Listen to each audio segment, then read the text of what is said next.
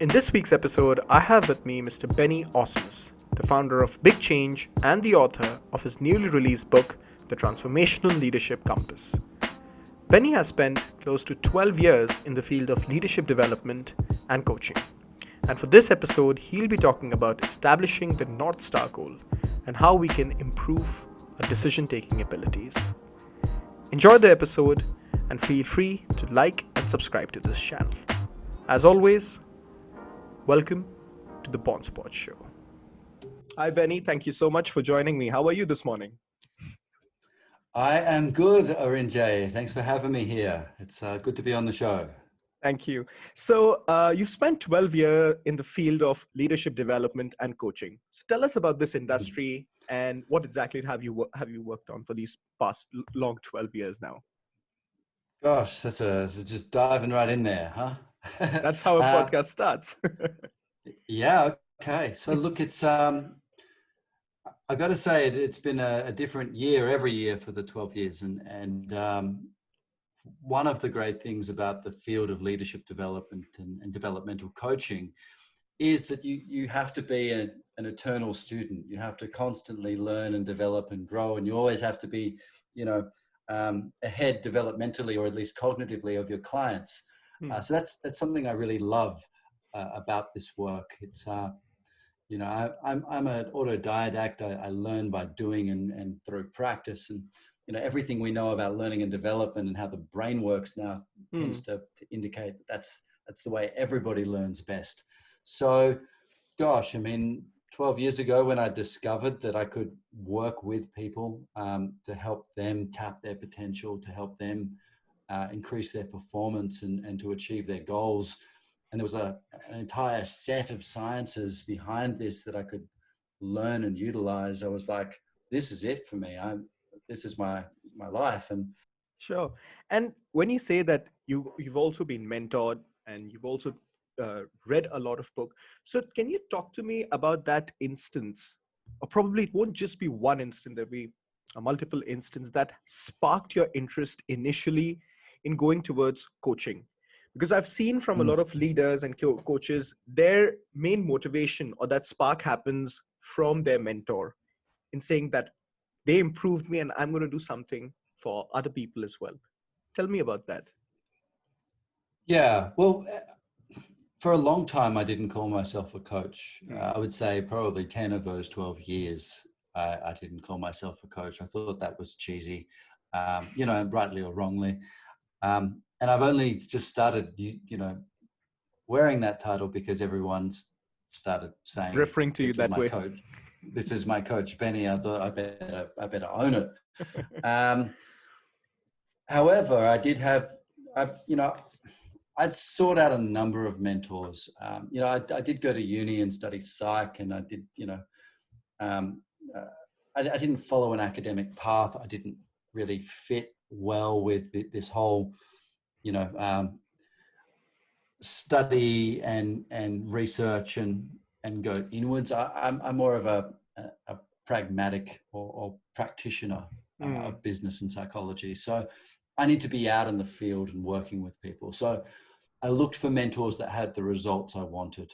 So I looked for people that gosh, they'd probably be upset if I name them because then they're going to get hit with 1 million emails from your subscribers. So I won't name my past and present mentors, but I will say that they're people that had the results I wanted. Sometimes I just harassed them until they'd let me shadow them and learn from them. Sometimes I worked for them. Sometimes I paid them. And some of my mentors I paid and coaches I paid a great deal to and invested in my development. But they're all people that either had a clear intellectual or cognitive capability I wanted, or a result in life that I wanted to achieve. And it was about modeling them, and it was about trying to do my best to download their knowledge structures into my realm by just watching them closely and being a bit like so like when we think about how knowledge maps in the brain, we learn best when things are linked to other things we already know. Hmm. So nowadays, when I'm working with someone that I'm modeling or trying to learn from, I'm just trying to build up all of those connections that I know and just notice everything that I can connect into something else to get a fuller picture of mastery. Hmm. Um, so, I've had many masters over the years, and even these days, I have quite a few different mentors and masters in quite a few different diverse fields. And with that said, I think the interest that sparked 12 years back, I think it's really helped you. Like in 2014, you came up with your own company. That is the Big Chain, and we can see the poster behind it, which looks really, really interesting. So, yep. So Mm. tell us what influenced you in creating this company? How did you go about that? Well, God, I mean, I had a consulting practice before that. That was it's called Thought Dynamics, and I ran a community of consultants and did all that thing. Did all the thing around developing a licensed brand through a mentor. Um, but I didn't find really what I was looking for at the time through that brand. And what I was looking for at the time was a true business case for culture change. Hmm. It was a true business case for leadership development. It was the ability to put dollars and cents and bottom line return on investment to this at the time. This is going back a while. This ethereal idea of culture and leadership development, or what the CFOs would call all that fluffy stuff, right? So a big change was born out of the need to build a value proposition for what I believe and still hold a firm conviction to be the most important thing in business, which is the development of individuals and collective groups of individuals to form cultures that are able to collectively achieve amazing things together. When you were Mm. talking about your company, there's one thing that I can really relate with when you say that now people have started to understand, corporation have started to understand the importance of growth and development, especially and moving away from HR. Because I've seen this in the recent years and in colleges as well and in seminars that everyone, like in forms of employees, like senior executives to fresh graduates, they have started to attend these seminars that talk about leadership, growth, and development. Mm-hmm. And that's just a recent change that I have noticed. What would be some of the changes that you noticed from this 12-year journey, like when you started initially to now? What's the biggest change that you may have seen that now you feel that okay, now the vision is coming to action, like people have understood this, the importance of development? I think it's still coming. Still coming. So I've seen a lot of changes happen from the executive coaching and the leadership development space, and a lot of flavors of different methods and methodologies that have come through. I think the biggest change um, that we'll see, and this comes through the work of some of my colleagues and partners, is bringing together highly predictively valid instruments of measuring growth in people's development, bringing together the formative assessments that turn developmental work into a much stronger science, a much more respected science. Um, What are these that's instruments? happening. Well, it's a good question. I mean, I've when we actually think never about, heard of this. I'm really interested to know that. well, I'm glad. Look, well, when we think about instruments or assessments in the organizational development and leadership development world, we're dealing with a landscape um, of shitty science generally. And what do I mean by that? Well, a lot of the assessments that people are using to quantify and to qualify people's Hmm. development, to look at individuals, measure and predict and draw inferences about an individual or a group of individuals or a culture, are fundamentally flawed.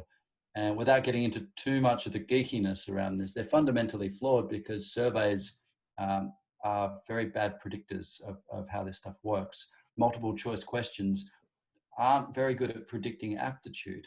Hmm. Um, so when we're looking at things, and I'm not going to name assessments and get sued because I've got other things to do.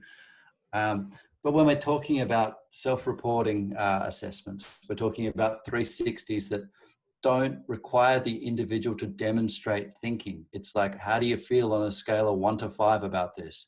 No thoughts required. You go, I think I'm a bit of a 3. This is not helping. So there's a range of poorly constructed assessments out there and instruments that are claiming to predict and measure and inform developmental decisions when they don't. Now, the big change that's going to come, we're now seeing the technology required or advancements in the technology required to actually look at real world thinking skills, right? So if you want to develop a leader, what do you want that leader to be able to do? If you want to develop a leader effectively, what's the most important thing for them to be able to do? What do you Probably think? have a long-term goal for an organization, and that can be translated to the employees as well. I think I want them to have a long-term goal, and I want to know that they've got a plan. But when it comes to the crunch, I want to know that they're very good at making the best decisions possible. Yeah, if I'm going to give someone power and resources and responsibility and risk, I want to know that this person has the mental ability to make the best decision possible. And that's a whole skill set around, complexity of their thinking. How much complexity and levels and layers can they think of? How many perspectives can they gather and coordinate? What's their process that they go through? How do they analyze information? How do they involve others and collaborate and bring those through? And this is complex stuff. We can measure it now. We can measure it based on this premise, this one premise. If you can explain something to me, so I understand it, you understand it. Right. Yeah. If you can't explain it to me, you might understand it, but who knows? Yeah. So the new world of assessments is about demonstrating how you will solve problems, not through multiple choice answers or tick the box. Here's a thorny, difficult problem with no one real answer. The kind of problems that leaders face every single day, and that's why the job's so hard. And the question is, using 2,000 to 4,000 words, explain to me how you would go about thinking about this, deciding this, making your call. What are the actions you take? What would you do? And you write an essay. Now, in the past, this is useful because there can be scoring systems to look at the essays, look at what's considered, see the quality of thinking. But it's kind of prohibitive because you need analysts to do that. Now with AI, we're able to look at these things in bulk and score how someone's thinking is relating to a question. And not only choose and select the best candidates for development, but use the gaps in their thinking to form their development plans.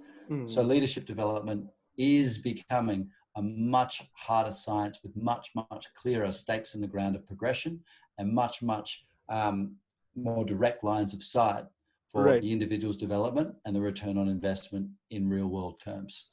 Long answer, but there you go.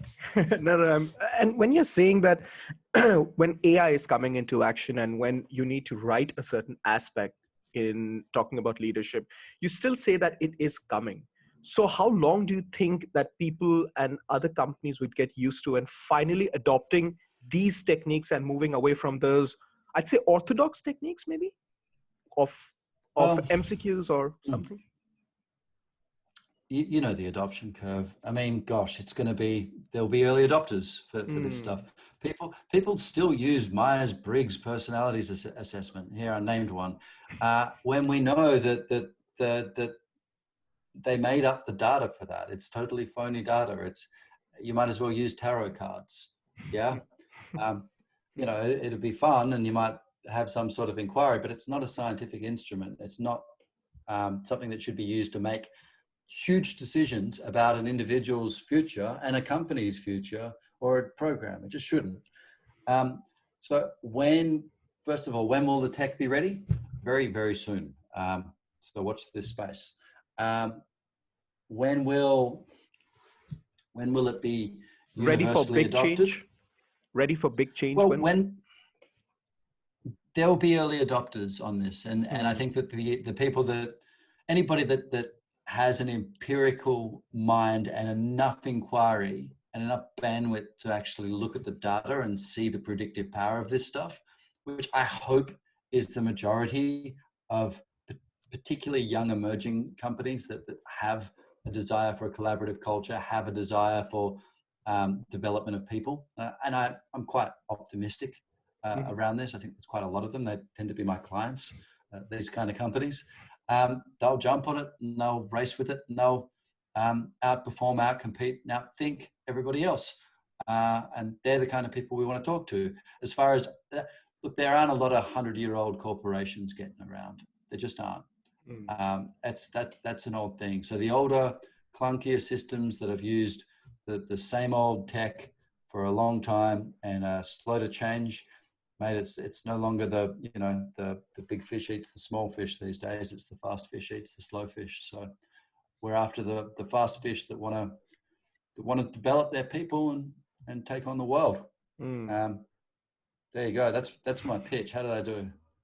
Really interesting. I'm really interested in finding. I've seen that a lot of industries, because of COVID-19, have adopted to tech and are moving towards it. So it's always a really interesting feel in understanding how like entrepreneurs are looking at that industry and how COVID has come in the picture. So just really interested in knowing that. And while talking about this, tell me how and what inspired you in writing your book that you spoke about earlier, the Transformational Leadership Compass. How is that right? And what was the sparking point to start that book? Renjay, you're even plugging my book. Here you go for the reason. So yeah, look, I love books. I owe my life to books, and I owe my career to books. As I was saying before, I read, I apply, I reflect, I adapt, and that's how I learn, and that's how I teach people to optimize their learning. And for a long time, I'd sort of considered writing a book, but didn't feel it was time. And then 1 week, I think 2.5 years ago, I had like 5 clients in a week just asked me to write a book and just say, you should write a book, you should write a book. And I was like, we're sitting down at the end of the week and I do my reflection journal and I'm like, what were the themes for this week? And then my phone rang and it was a friend of mine who's very charming, but quite annoying. And he said, hey, I've been thinking you should write a book. And I was like, stop it. So, yeah, look, I'm of the belief if enough people are asking you to do it, that you care about, whether it's starting a business or writing a book or, or getting a haircut, you should probably take that advice. Right. So that's where it began. And, I got in touch with a company that was both a publisher or a publishing imprint and a coach, because it was my first book and I'm not a writer. I had to learn how to be an author, which was, I can't say I recommend it. It was really hard. My next question is about that, being an author. Yeah. Okay, so what's the question? The next one, well, I wanted to know that you've said this before in some of your interviews that you wanted this book to be understood by everyone, from CEOs to even a junior level executive. But I think when it comes to like even content creation, writing, or producing any form of content, it's much easy to write theories and complicate things, and it's extremely hard to simplify it. So tell me, how did you simplify that thing? And you simplified the 12-year journey on a piece of paper. I can just imagine how difficult it would be. Yeah. Well, I wanted it to be, okay, so in building transformation programs and helping leaders transform their culture and their performance, we're working with a company with, hundreds or thousands of people. We all need to have a same basic understanding of what that looks like and the tools we're going to use. Like if we're going to renovate a house and we have a team of 200 of us, we all have got to go, this is a hammer and this is what it does. We need these base skill sets, right? Yeah. So I really recognize there's a need for a shared language and an accessible model of transformation. Hmm. So, I've worked with a lot of different models of thinking over the years, and very, famous and well-known ones. And none of them did all of the things I needed to do to bring it forward. So I integrated them and brought them together in the TLC, the Transformational Leadership Compass. And it required me to essentially look at, I use a framework called MECE, or MECE, which is mutually exclusive, collectively exhaustive. So it's like within this model, everything that's there needs to be there, and there's nothing there that doesn't need to be there, and everything is complete in itself, and everything requires everything else. I know that sounds like a lot, but here's the model here. Okay. Yeah. Mm-hmm. And the book builds it piece by piece and talks you through it to build this one. We'll have some videos, and I think I'm going to have a mini course coming up that I'm most likely going to give away to your listeners. So by the time this goes live, hopefully we'll have that link in the show notes. It unpacks it for them. But here's the thing, it's a synthesis of all that information into something practical. Now, to do this, right, going back to what we were saying before, our brains love to plug things in to existing knowledge networks. So in building the model step by step, I give them one definition, and then I link it to another one and link it to another one. And people's brains are actually forming these neural networks as they read.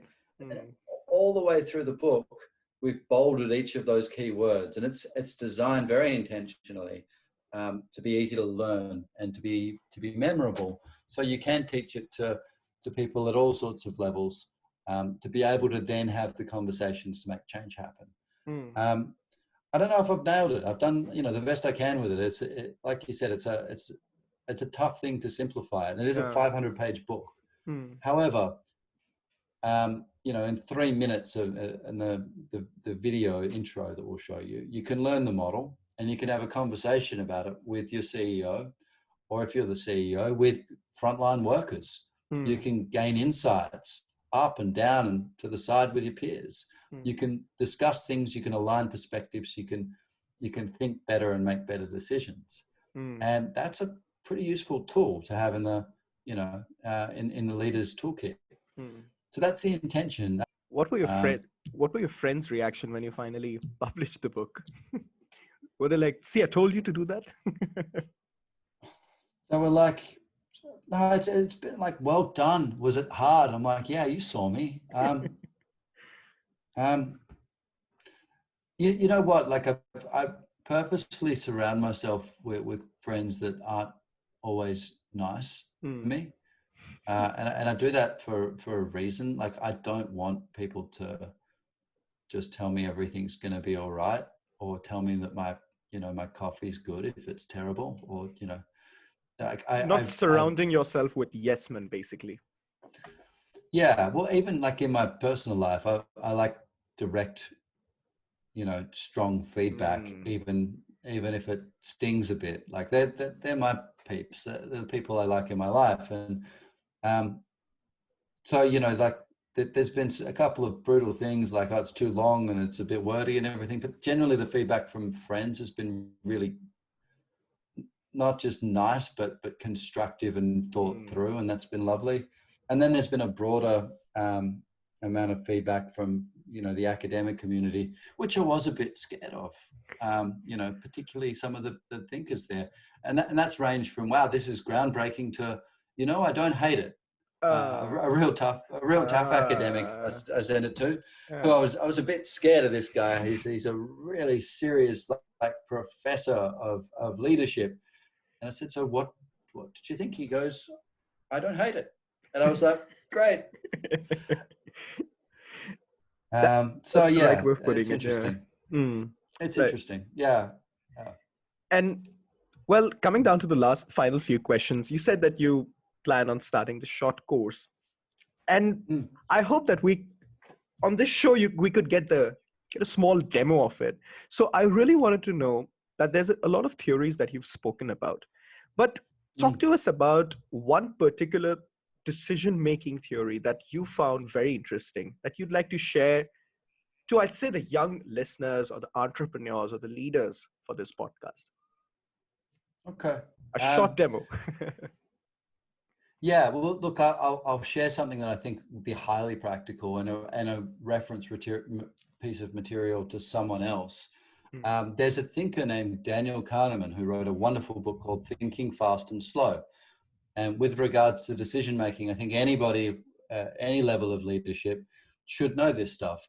And he basically looked at system 1 and system 2. And these are different ways that the brain processes information, right? So if you were to think about, and this is probably a good exercise for anybody that wants to, play along. If you were to think about, note down, if you were to assign a part of your mind to observe and note down in any given day, how many decisions you make. How many decisions do you think you'd make in a day? Just ballpark. Probably think three or the top three decisions in a day. That would be a safe number for me. 3 decisions you'd make in a day. Now, are those big decisions, medium decisions, or tiny decisions? All three of them fall into 3 different categories. Yeah.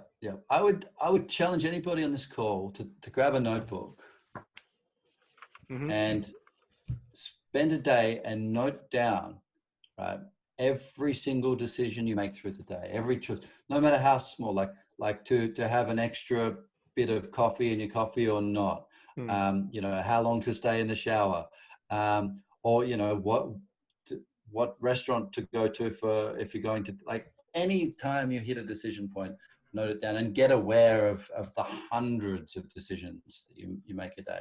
That would be the first point. The second point would be to look at those and look at, are they tiny or medium or large decisions? And another point would be to look at Kahneman's idea of 2 types of thinking. And this is just a construct. Systems 1 thinking and systems 2 thinking. Systems 1 thinking is when the brain is automatic, unconscious. It's not thinking, it's just doing. It's default. It's going back to this intuitive process, right? It requires no attention and no energy, but it's almost always biased and prone to bias and prone to error. Yeah. And it generally has the potential to be improved. Systems 2 thinking, and this usually shows up on your list with bigger things, is slow, controlled, analytical. It's like if you've got to buy a house, you're not going to make a snap decision on that unless you're a crazy person.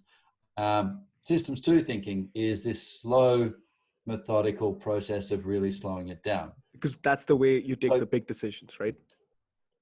Well, here's the golden opportunity, right?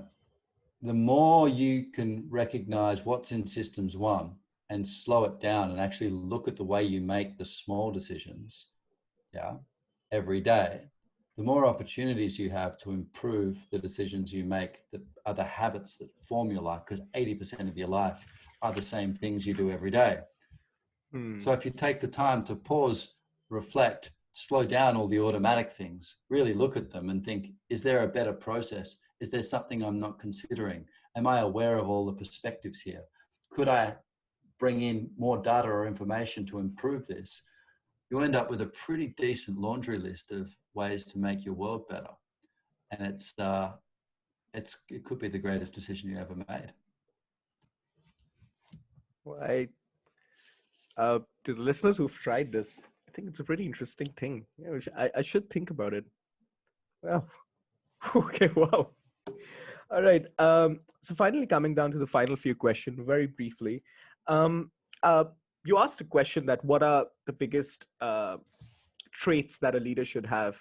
And I said that it's important to have a long-term goal.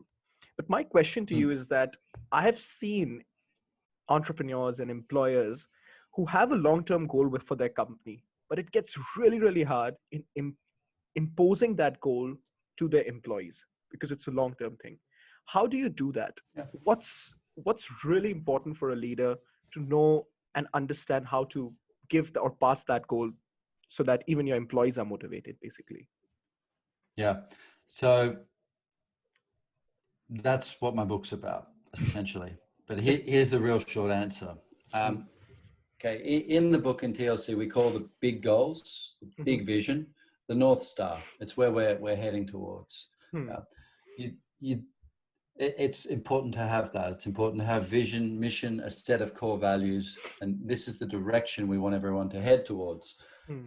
You then have to bring people along on the journey, because what you're describing is you can set these big goals, but if people aren't with you, you're not leading, you're just out for a walk, right? So it's a great question. How do we inspire, influence, impact, motivate, collaborate, and bring people along to the journey? So there's a few considerations, and you see this in my model in the compass. You need to, first of all, look at the results, the smaller results that contribute to the bigger goal, right? So let's say you've got hundreds or thousands of staff. Let's say you've got 10 staff, right? Everybody needs to have a result that contributes to the big goal of the vision, not just on a yearly basis, but ideally on a much shorter term basis, so we can see that. You need to have a game, and all you people need to have a game. And by a game, I mean a game you can design and co-design and win and get better at. And games in my language stands for goals, activities, measures, expectations, and support. It's an acronym. It's in the book. So when we create a little mini game, where we can get good feedback, we can improve in that game. And the goal of that game matches the big goal that everybody wants. And around that game, we can build teams that are good at supporting each other and winning that game together. Within that teams, we have individual players that we've selected for the right reasons, that we can play to their talents and traits, that care about the things that we care about. And you've got to get all of this stuff right and working together. So you've got to get the big vision in place. You've got to shape a culture full of individual players that form teams, that play games, that get results that happen that way, that play out in a rhythm every day of practice and communication and working together, that form a brand that the world can love and buy into because it adds value to their lives. And that's the game of leadership. That's very well said, and I can really understand the impact that it can have. And now, finally, coming down to the last question of this podcast, I want to ask for an advice or 3 key advices that you'd like to give to millennials, Gen Z, or all the new generational workforces who would be joining companies and also setting up their own companies. And it's important for them in knowing how does leadership work. So what would be your three key advices that you'd like to give to the listeners when they're developing a mindset like a leader? What are the 3 key things, according to you, which are really important for the young generation to know? Yeah. Okay.